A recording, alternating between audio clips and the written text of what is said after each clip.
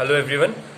हम आईटी के सिलेबस में हमने यूनिट 1 कवर कर लिया था ऑनलाइन क्लासेस में, जिसमें हमने पढ़ा था basis of RDBMS, relational database management system के बारे में, and what is database, what is relational database, और database design, integrity rules, primary keys और फॉरेन कीज़ हमने पढ़ी थी। टाइप्स ऑफ रिलेशनशिप्स हमने पढ़ा था, one to many to many, one to one पढ़ा था।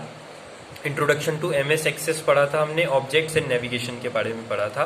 अब ये जितने भी हमने डाटाबेस पढ़ा, डिज़ाइन पढ़ा, इन सबको अब हमने ऑब्जेक्ट्स पढ़े थे जो 3 माइक्रोसॉफ्ट एक्सेस के, वो थे working on tables, working on query and working on forms. तो ये सब हमारे नेक्स्ट चैप्टर्स हैं। फर्स्ट चैप्टर हमने कंप्लीट कर दिया है, सेकंड चैप्टर है हमारा वर्किंग ऑन टेबल्स, जिसे हम आज डिटेल में करेंगे कि हमें कैसे एक टेबल क्रिएट करनी होती है माइक्रोसॉफ्ट एक्सेस में। तो इसके लिए जब हम सबसे पहले माइक्रोसॉफ्ट एक्सेस में जाएंगे तो उसमें सबसे पहले हमें स्क्रीन में शो करेगा ब्लैंक डेस्कटॉप डाटाबेस, जिस पे हम जाएंगे। फिर वो फाइल जब हम क्रिएट करेंगे तो वो फाइल के लिए नाम पूछेगा, तो हमें फाइल के लिए नाम क्रिएट करना है। और जब हम एंटर करेंगे तो वो हमें शो करेगा file, home, create, external data, database tools, fields and tables, ये सब हमें शो करेगा।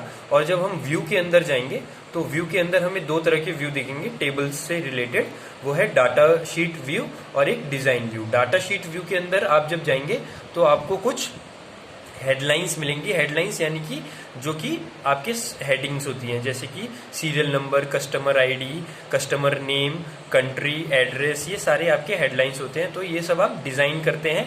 और जब आप दूसरा जो इसके अंदर व्यू के अंदर व्यू है वो है डिज़ाइन व्यू। डिज़ाइन व्यू के अंदर आप डिज़ाइन करते हैं आपके अकॉर्डिंगली कि आपको ऊपर क्या हेडिंग्स चाहिए। आपको मान लीजिए स्कूल में के लिए आप बना रहे हैं ये इंफॉर्मेशन डाटाबेस, तो उसके लिए आपको ऊपर student name, student roll number, ID, ऐसे स्टूडेंट एड्रेस, ये सब करना पड़ेगा। तो ये आपको डिज़ाइन व्यू के अंदर जाएंगे तो आप टेबल, सबसे पहले आप डिज़ाइन व्यू में क्लिक करेंगे तो आपको टेबल का नाम सिलेक्ट करने को बोलेगा। तो आप उस पर टेबल का कुछ भी नाम लिख सकते हैं, जैसे कि कस्टमर्स या फिर स्टूडेंट्स। आप ऐसे कोई सा भी टेबल बना सकते हैं अपने मर्जी से। वो आप सेव करेंगे तो आपके पास एक टेबुलर फॉर्म में एक डाटा शीट खुल जाएगी, जिसमें आपको फील्ड नेम दिया होगा, डाटा टाइप दिया होगा, डिस्क्रिप्शन दिया होगा। जिसके अंदर आप फील्ड नेम में जाएंगे तो आप सबसे पहला आपको ऑटोमेटिक आईडी लिखा होगा, क्योंकि पहले रो में ऑटोमेटिकली आईडीज लिखा होगा, क्योंकि वो हमारी प्राइमरी की होती है। प्राइमरी की ये होती है जो सबसे यूनिक आइडेंटिटी रखती है। तो आपके इसके अंदर कस्टमर नेम सेम हो सकता है, एड्रेस के जिप कोड सेम हो सकते हैं, मगर कभी भी कस्टमर आईडी जो कि प्राइमरी की होती है वो कभी सेम नहीं हो सकती, वो हमेशा यूनिक रहती है। इस वजह से इसको हम प्राइमरी की कहते हैं। तो आपको जैसे भी चाहिए वो आप फील्ड नेम में आप ऐसे ऐड करते जाइए। जैसे कि कस्टमर नेम चाहिए आपको, आप उसमें ऐड कर लीजिए, और फिर कस्टमर एड्रेस, जिप कोड जो भी है आप उसके अंदर ऐड कर लीजिए। फिर डाटा टाइप में आप लिख देंगे, उसके अंदर आता है अगर आपको छोटे टेक्स्ट लिखने, जैसे कि नेम छोटे होते हैं तो शॉर्ट टेक्स्ट लिख देंगे उधर, एड्रेस बड़े होते हैं तो लॉन्ग टेक्स्ट कर देंगे। तो ऐसे हम डिज़ाइन कर लेंगे अपने टेबल को। जब हम डिज़ाइन करके हम इसको सेव कर देंगे, और जब हम डाटा शीट व्यू में जाएंगे तो वो जो हमने टेबल डिज़ाइन करी है वो हमें यहाँ पे हेडिंग्स में शो करेंगे। फिर उसके हम अंडर जब जाएंगे तो हम अपने कस्टमर्स, अपने स्टूडेंट्स, जो भी हमारा डाटा है वो हम उसके अकॉर्डिंगली फीड कर सकते हैं और हमारी टेबल क्रिएट हो जाएगी।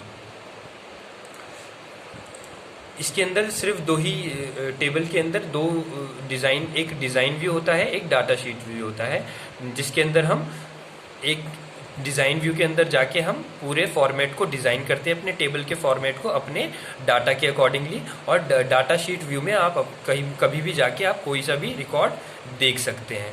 ये था हमारा वर्किंग विद टेबल्स। अब इसी के अंदर, इसी से रिलेटेड होता है वर्किंग विद